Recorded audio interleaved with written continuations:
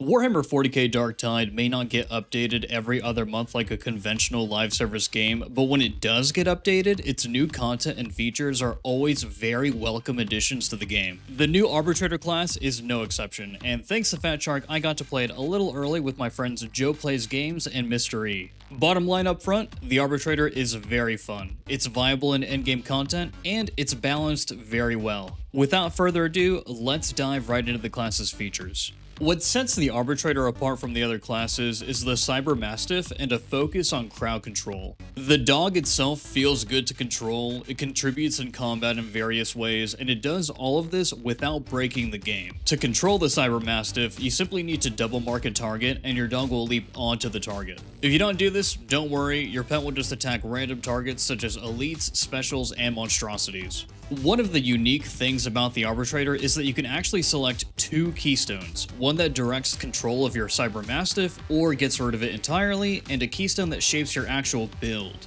It's important to note that you don't actually need to choose a keystone that changes what your dog automatically prioritizes in combat. More often than not, I find myself skipping these pet keystones to save the talent points so that I could get to the bottom of the tree where a lot of the Arbitrator's damage increasing passive nodes are. Paired with or without the dog, the Arbitrator is also just a master of crowd control. The weapons unique to them are the Arbites Shock Maul, and Suppression Shield, which has two variants, the Exterminator Shotgun, which also has two variants, and the Subductor Shot Pistol and Riot Shield. Your melee weapons are packed with a ton of cleave and impact, making them ideal for controlling and mowing down hordes. Meanwhile, your ranged weapons bring some unique elements to the table, such as the ability to block while shooting or allowing you to electrocute enemies from far away. My favorite weapons were the Arbitrator Shock Maul and the Mark 8 Exterminator Shotgun. The Shock Maul feels like a return to Vermintide 2 weapon design. It has a great horde clear combo, a great anti-armor combo, and it scales really well with finesse damage.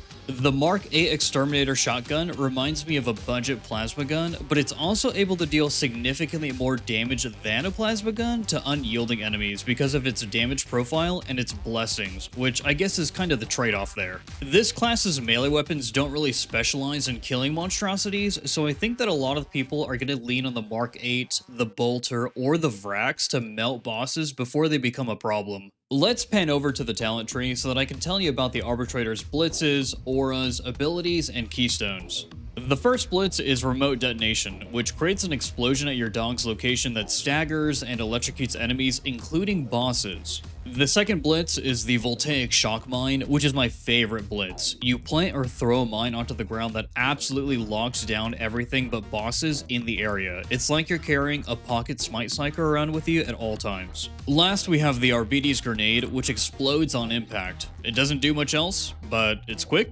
and it's easy to use. Heading into our auras, first we have Part of the Squad, which counts your Cyber Mastiff as another unit in coherency and gives your team some toughness damage reduction. Ruthless Efficiency increases reload speed by just a little bit, and I think it's definitely the weakest of the three auras. Lastly, we have Breaking Descent, which increases damage versus staggered enemies, which is pretty good to take if you wanted to go for a lone wolf build.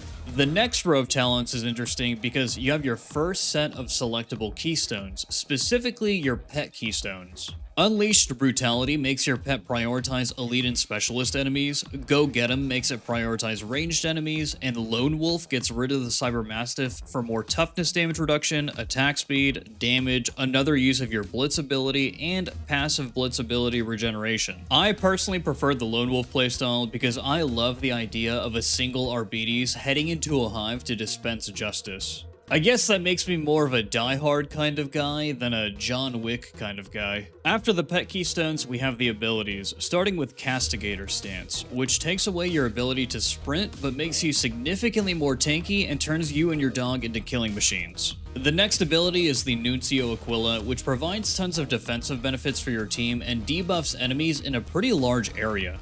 Finally, we have Break the Line, which is my favorite ability because of its low cooldown and on-demand damage increase. This ability is a short-distance charge that deals high stagger to enemies and is also just very satisfying to use. And last but not least, we have the class's keystones, starting with Execution Order, which I believe is going to be the go-to keystone for people who want to lean into using the dog more. This keystone allows you to gain offensive benefits whenever your Cyber Mastiff attacks enemies that are randomly marked by the keystone. This can be enhanced with other passives to increase your damage by quite a bit by taking advantage of setting your dog on these randomly marked targets. The next keystone is Terminus Warrant, which kind of acts like the veteran's weapon specialist, but you don't need to get kills to activate its benefits, you just need to hit things with your ranged and melee weapons. What's cool about generating stacks for this is that a single hit of either your ranged or melee weapon can generate multiple stacks, so in higher difficulty content where there are tons of enemies, you're gonna be reaching 30 stacks all the time. Lastly, we have Forceful, which is the keystone that I found myself using the most because it makes you extremely tanky, and its passive nodes give you a damage increase and another attack speed increase. Similar to the Ogren, the Arbitrator is able to get a ton of attack speed in its talent tree.